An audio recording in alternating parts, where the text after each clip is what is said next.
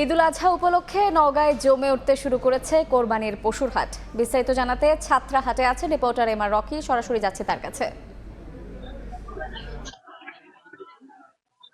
দিনক্ষণ হিসেব কষলে আর 7 দিন রয়েছে ঈদুল আজহার, অর্থাৎ এক সপ্তাহ। এই এক সপ্তাহের মধ্যে যেসব প্রান্তিক পর্যায়ে গরু লালন পালন করেছিলেন খামারিরা, তারা কিন্তু এই মুহূর্তে এসব গরু হাটে তুলছেন। অর্থাৎ একেবারে শেষ সময়ে গরুর যে ভর সমারোহ, নওগাঁর একটি অন্যতম হাট ছাত্রা হাট। এই হাটে আজকে আমরা লক্ষ্য করছিলাম আশপাশের যেসব খামারি ছিল তারা এই গরুগুলো তুলছেন, এবং গরুর এবং এখানকার খামারিদের মানে সার্বিক অবস্থানে কিন্তু পা ফেলার মতো জায়গা নেই।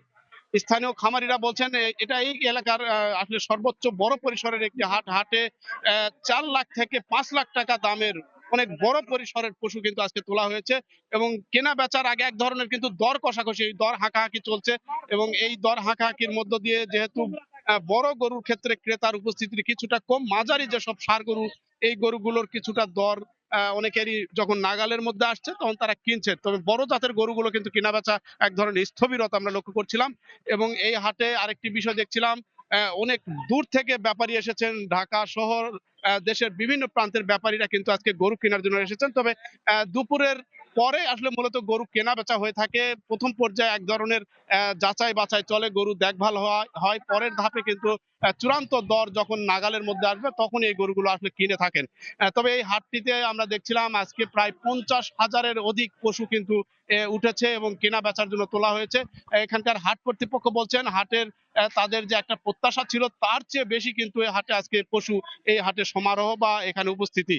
তবে হাটে যারা খামারি বা যারা প্রান্তিক পর্যায়ে পশু বিক্রি করতেছেন তারা বলছেন বেশ তাদের হয়রানি হতে হচ্ছে, ভোগান্তি। একদিকে তারা বলছেন বাড়তি এখানে কিন্তু হাসিলের কথা আসছে, যারা সরকারের যে নির্ধারিত খাজনা, সেই খাজনার চেয়ে অতিরিক্ত খাজনা এখানে আদায় করার অভিযোগ উঠেছে ইজারাদারের বিরুদ্ধে।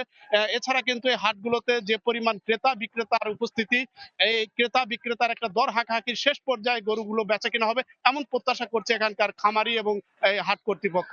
এই ছিল নওগাঁর সার্বিক গরু বেচা কেনার খবর আমার কাছে। আমরা সরাসরি যুক্ত ছিলাম নওগাঁয়।